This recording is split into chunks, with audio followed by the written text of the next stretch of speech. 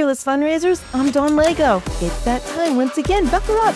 It's a new episode of Raise Nation Radio, the one and only podcast made to inspire fundraisers just like you to continue making impact in our communities, building better tomorrows, and exchanging ideas. So whether you're a trailblazer or seasoned pro, you'll pick up the trends that transform your fundraising. And together, we'll dive into lively conversations. We'll chat with industry-leading fundraisers, thought leaders, and we're going to explore hot-button issues and innovative ideas.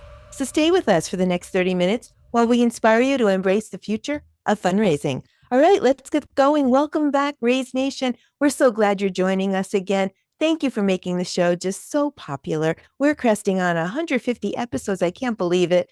But it's all because of you that this podcast is possible. And if you're new, well, we hope you stick around for a while, catch up on the 150 episodes that we have, and stay with us for all of our future conversations.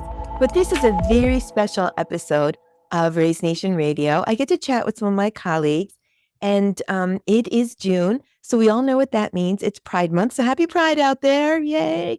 But you know what? We're going to have some authentic conversations about our personal whys, our collective why here at OneCause, and why we need Pride Month to pause for a moment and remember what we need to be doing better, different, and not just for 30 days in June, but for a lifestyle and for all year through. So please join me in welcoming three of my faves at OneCause. Don't tell anybody. But we have the one and only Sarah Browne, Nate Cox, Joe Duca. Hi, everyone. Welcome to the show.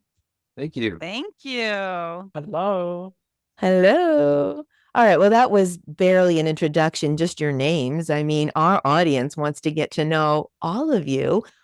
How'd you come to OneCause? What do you do for us here and for the nonprofit customers that we serve? A little bit about you, whatever you want to share personally. And let's go round robin.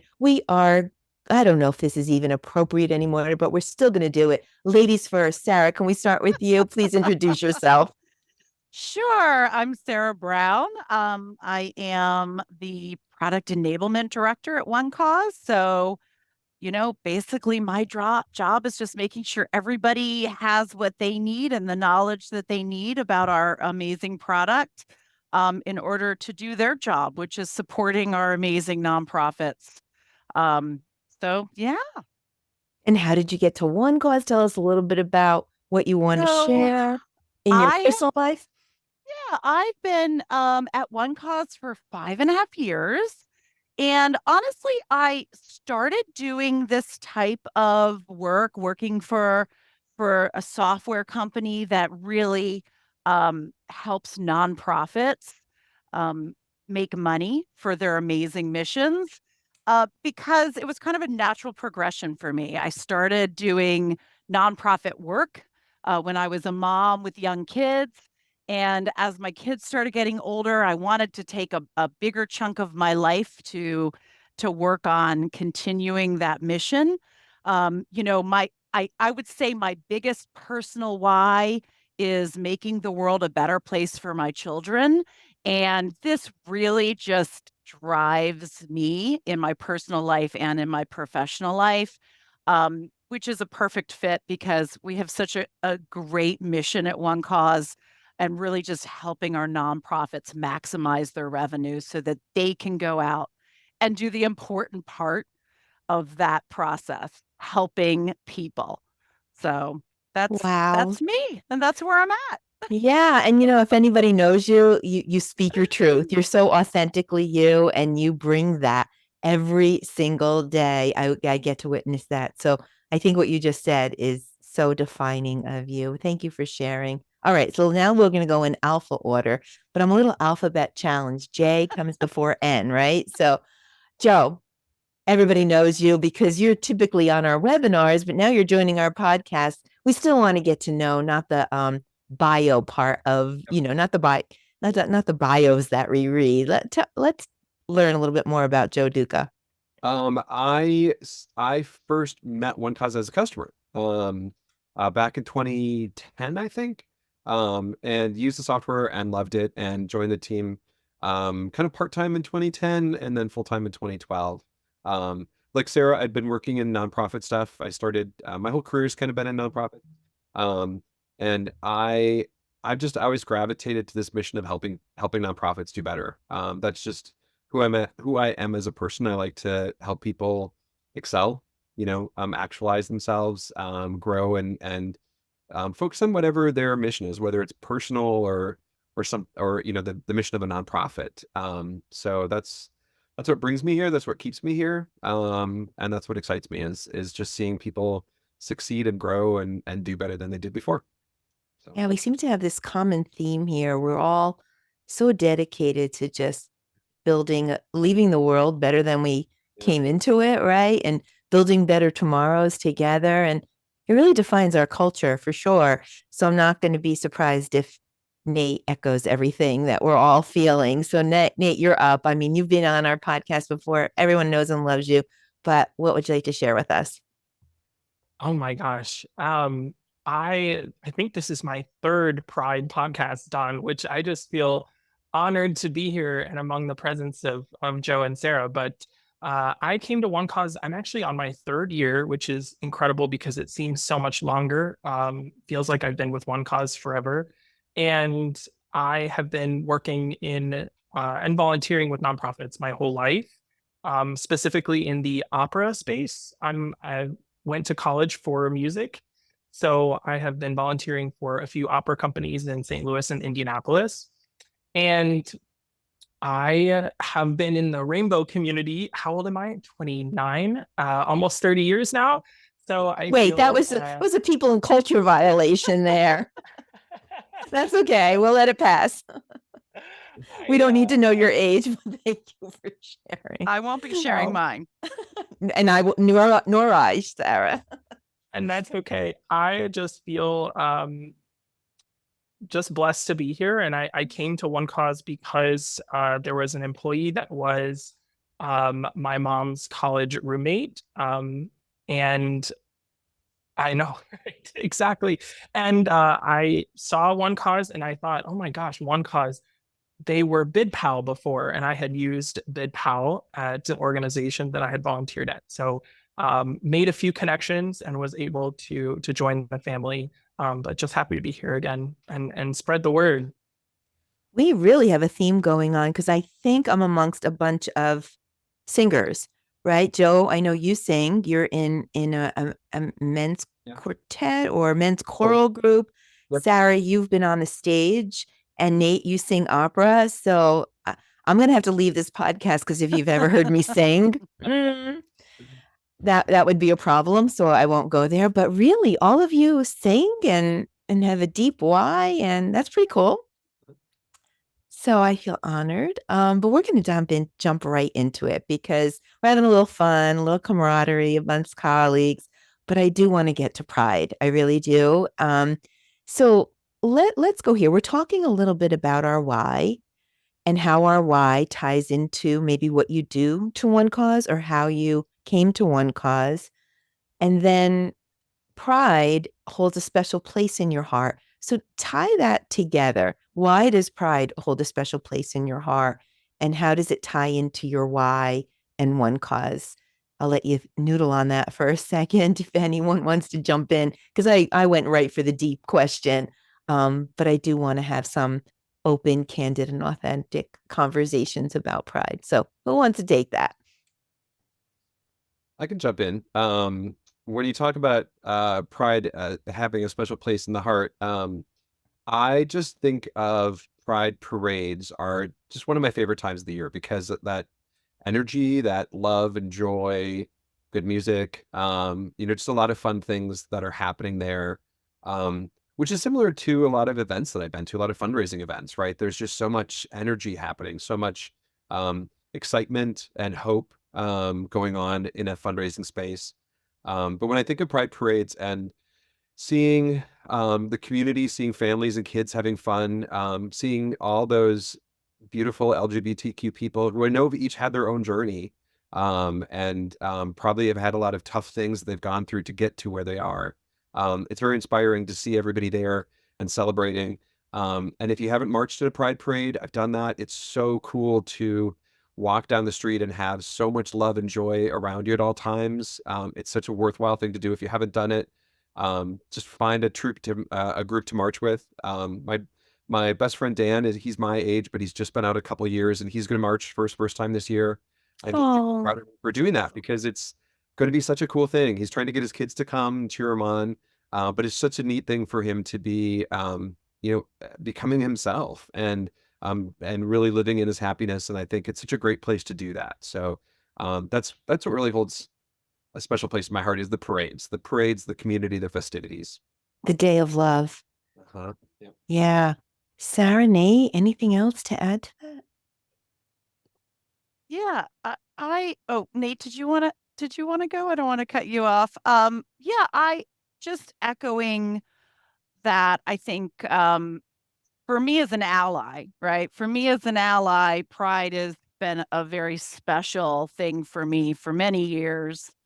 Um, just watching some of my very closest friends struggle with their process of coming out and their journeys. And then as a mom of LGBTQ plus children, it's such an opportunity for them to see the larger LGBTQ plus community, be part of that community. Echoing Joe, pride parades are so celebratory. I mean, there's nothing else like it in this world. It's truly um, incredibly meaningful. It always makes me so happy.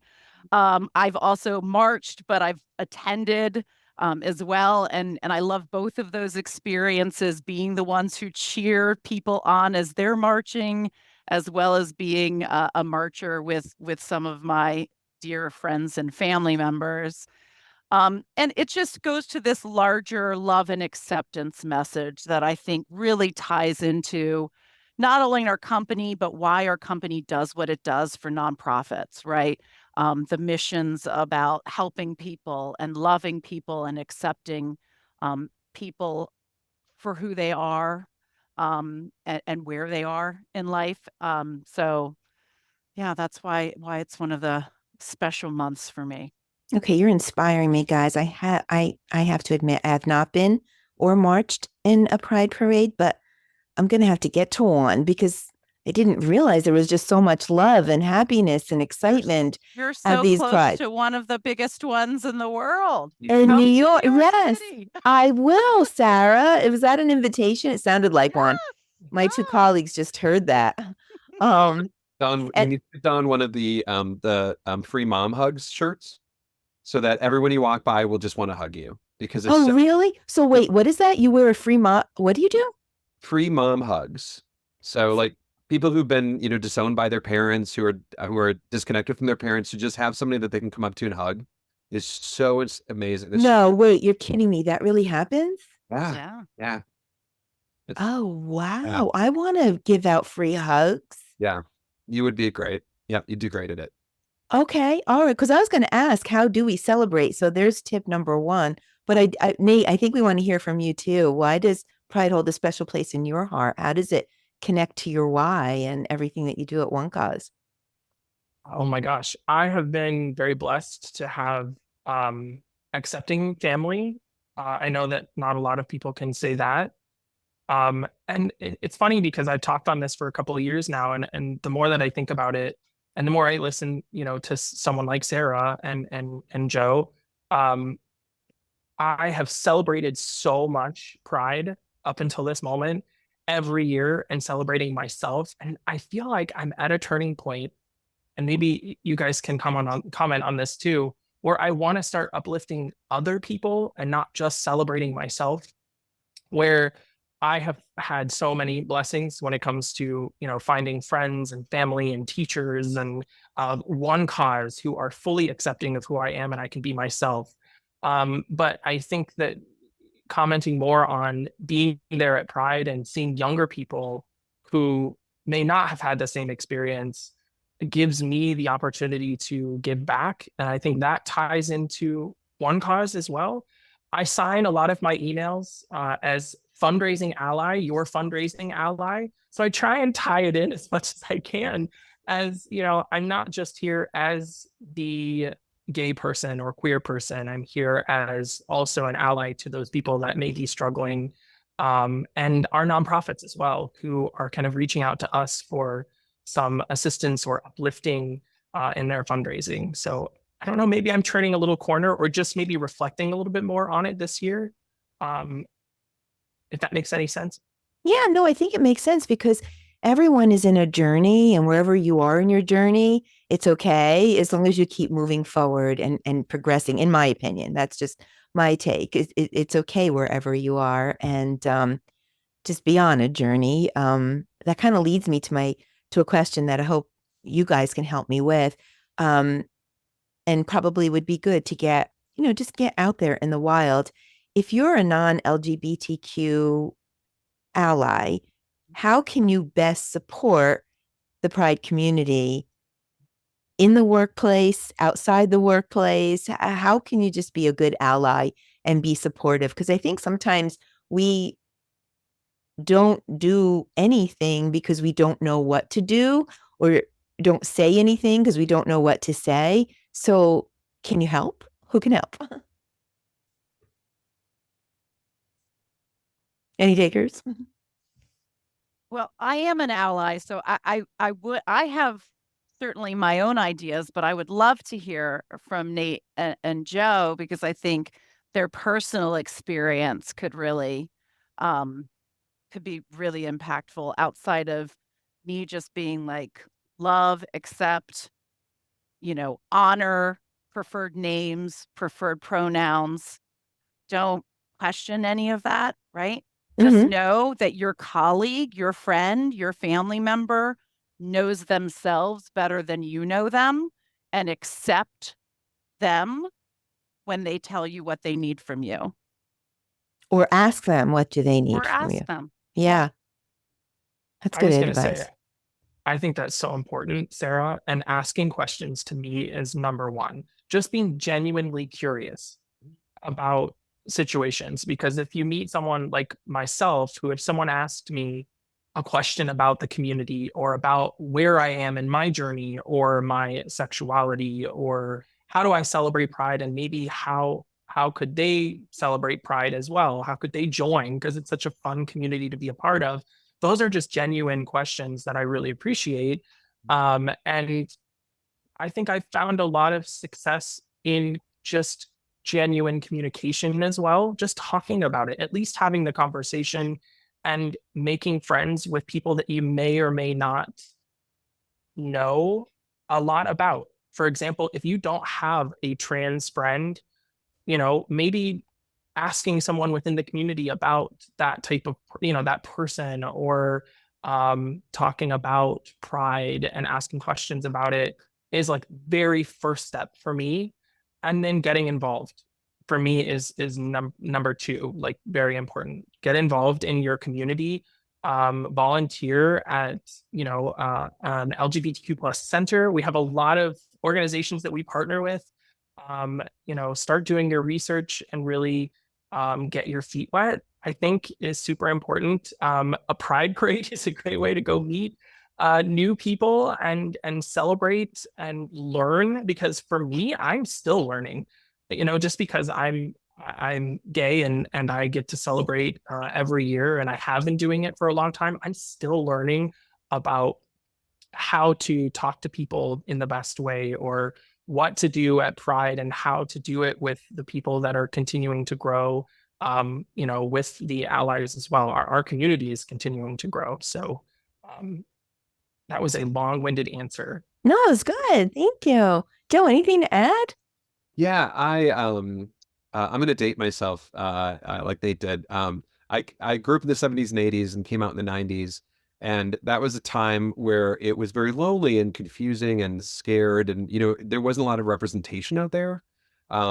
So I think probably a lot of us become very hyper aware of things when you're closeted, when you feel alone, you become hyper aware of things like language and social cues and what's acceptable and what's not. So for me, things that allies can do, a lot of it is little stuff to like for businesses, having a pride flag up. The gym that I joined is owned by a couple of straight brothers, but I saw a pride flag, so I stopped to see, well, what is this?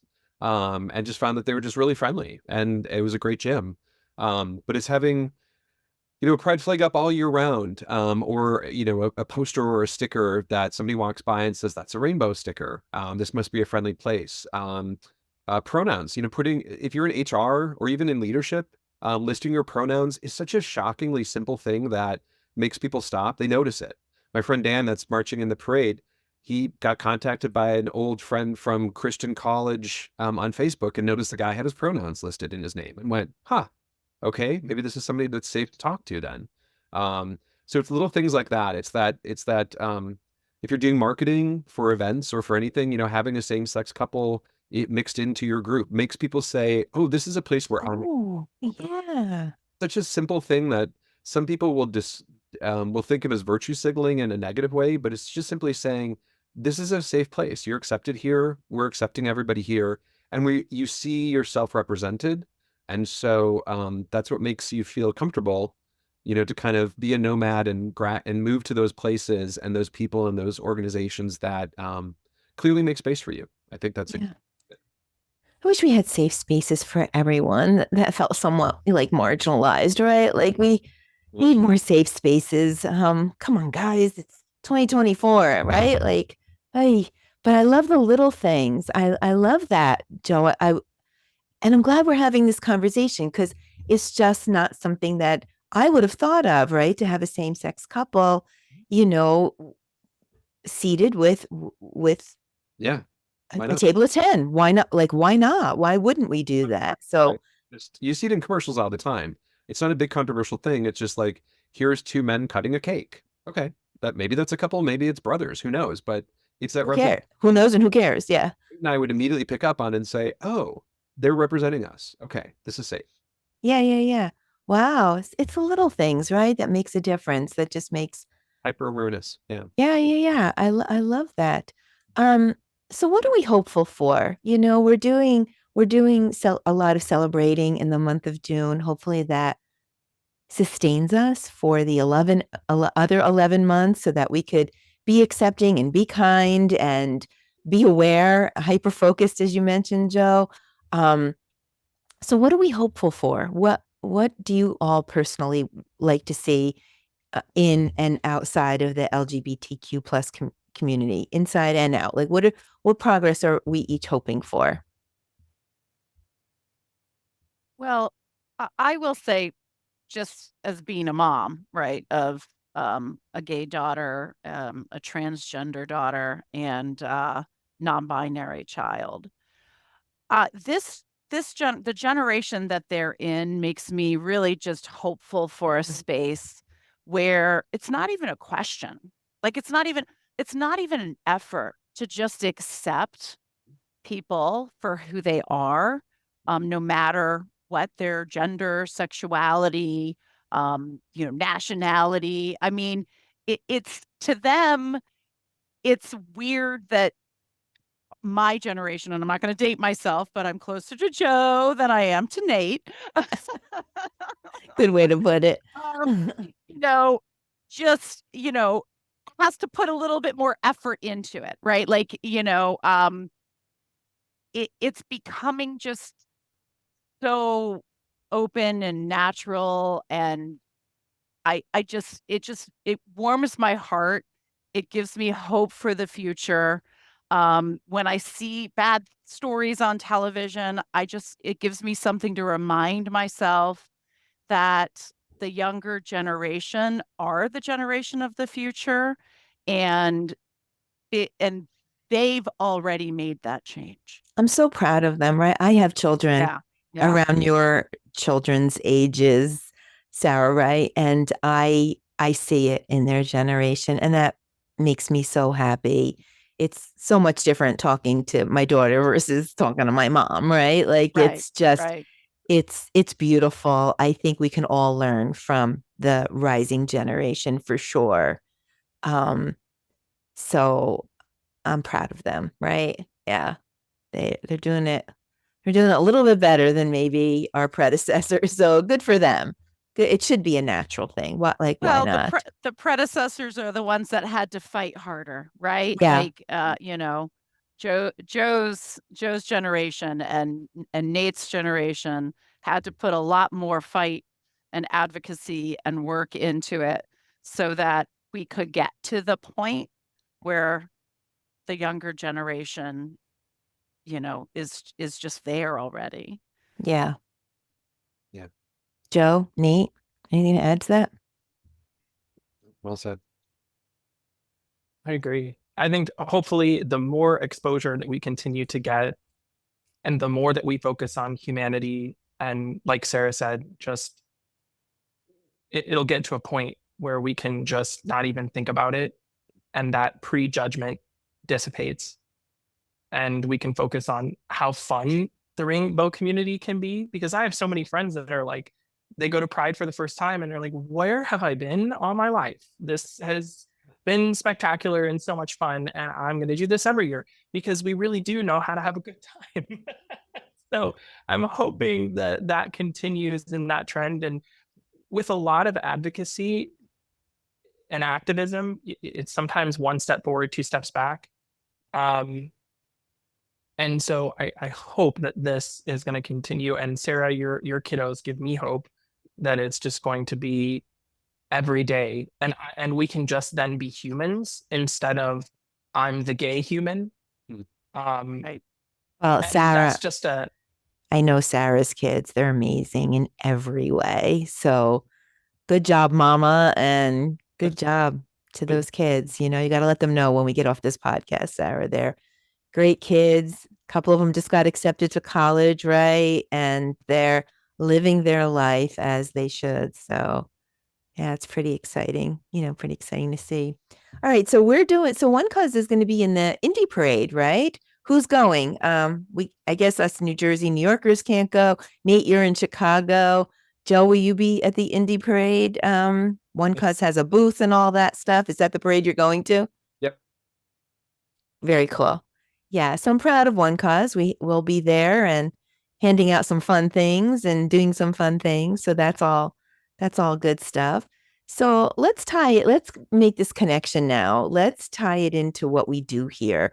OneCause, building fundraising platforms to drive great missions forward. So can we talk a little bit about how our software is, helping our nonprofits that are in the LGBTQ space and helping them fundraise and get out there during Pride Month? So how are we doing that? How are we impacting those great missions that are in that space? I know you mentioned this earlier, Don, but obviously Pride is a very saturated month for good reason.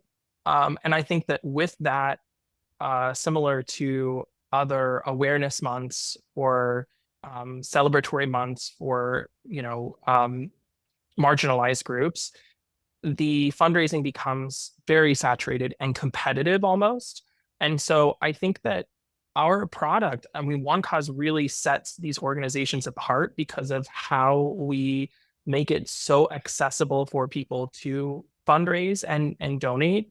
I am a customer success manager, so I have the honor to work with lots of organizations and some LGBTQ plus, and they have been. I am totally geeking out about fundraising pages, which is the ability for these organizations to fundraise year round. And I think that while they may have a spectacular gala in June or a Pride event in June, and we can help facilitate those, it's also creating awareness year round to continue to fundraise outside of that. And maybe setting them apart in the month of June, I think, is also just very important. And I'm sure these two, who are product gurus, can also talk about the software, but I just wanted to mention that piece. Well, Joe, I'm going to put you on the spot because you make some decisions at OneCause. Well, you make a lot of product decisions since you guide our product strategy, but you also make some decisions about some benefits that are available to you here. We have a program here called Kickstart Your Cause, or it goes by, everybody has renamed this program. So I don't even know what to call it anymore, but you know what I'm talking about, where we get to gift some software, and you've helped a couple of organizations with that opportunity, the Men's Choir. Why don't you talk about that and how has it impacted those missions? Yeah, there's two that I've worked with recently. The men's chorus that I sing in.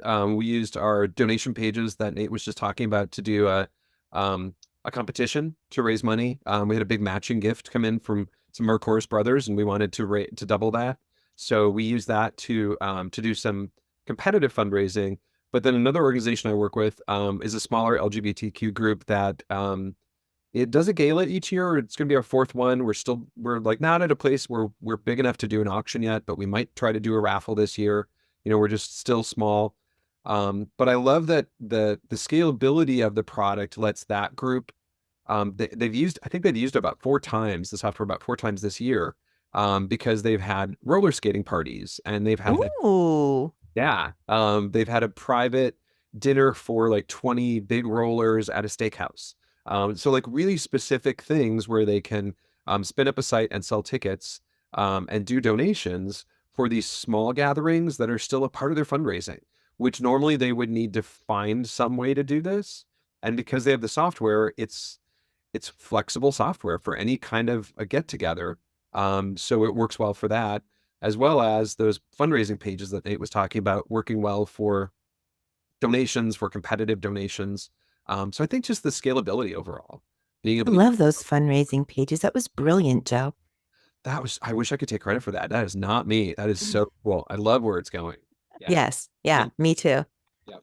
And you were able to use your benefits at OneCause to gift that software to those organizations. So that's really special. Well, they're so thankful. It's so nice for them Well, to, we're thankful for them. I mean, I think it works the other way around. Like we're so grateful for them and want to help them continue, the impact in the community. So it's our responsibility, don't you think? Like I see it the other way around. yeah, I agree. And there's so many worthy causes. There's so many. Yeah, of course. Yeah. Of course. But it's nice to support something. I think that's how the program was created, right? Because we're each aligned with something that's near and dear to our heart. And so how does OneCause support that, right? Well, you choose, you decide. Here's a gift that you can give annually. So that's kind of special. All right. So what should we be doing? Pride's coming up. What should we do? Should we celebrate? Let's wrap up this episode with some, because now I know I have to get a free hug t-shirt. Where do I get my free hug t-shirt? We'll find it for you. We'll find. Okay, great.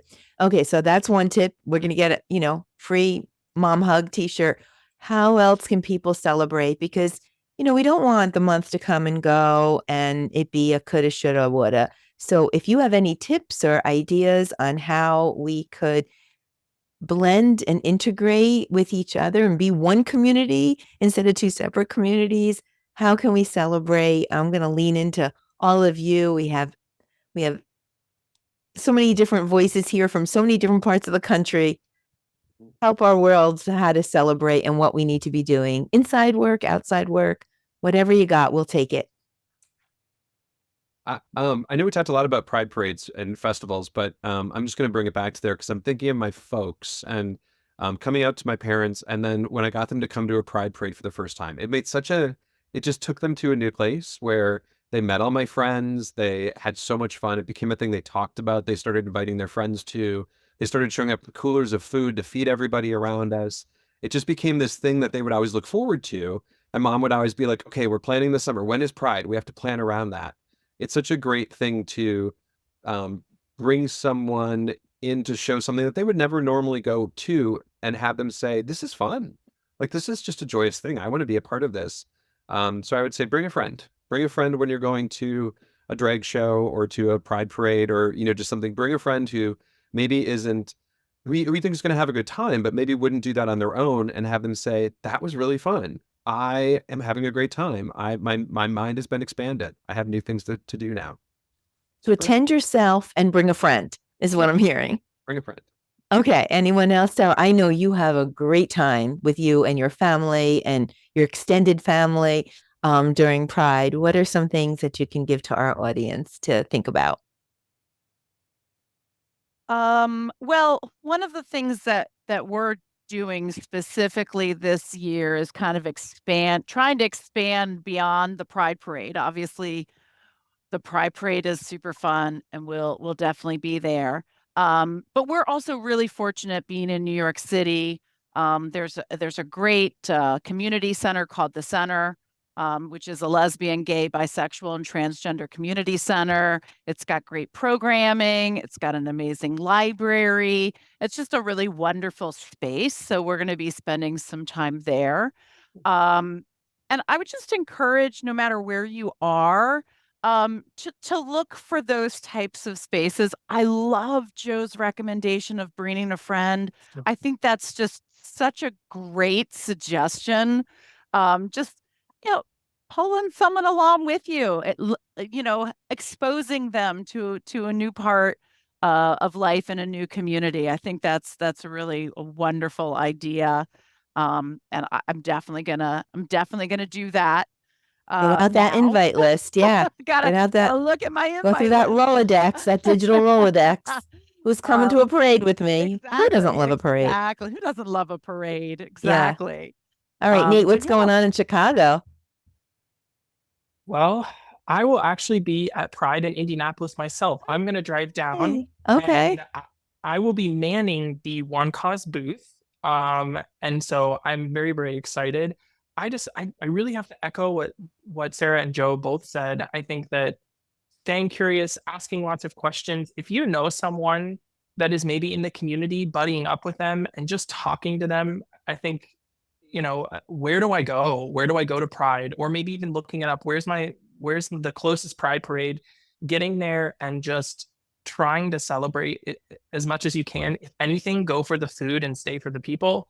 There's people. That's hilarious. I love it. There's so much fun to be had. But also, I say volunteer wherever you go. There's bound to be a pride flag somewhere. So go volunteer at your local, LGBTQ plus center, and just stay as curious as possible. Ask lots of questions, and it might just become a habit for you. I mean, you might want to go back the next year and continue to really grow and experience, what's new. And maybe Joe said a drag show, and I was ready to just jump up and dance because it's so much fun. If you go support local drag, if you've never been to a drag show, go find a bar if you're over the age and go see local drag. Yes, please be over the age. We're not supporting. Right. We're not supporting underage drinking here. Please be over the age. But it really is transformative. Yeah. All right. I'm going to try to sum this up. Let me see how I did.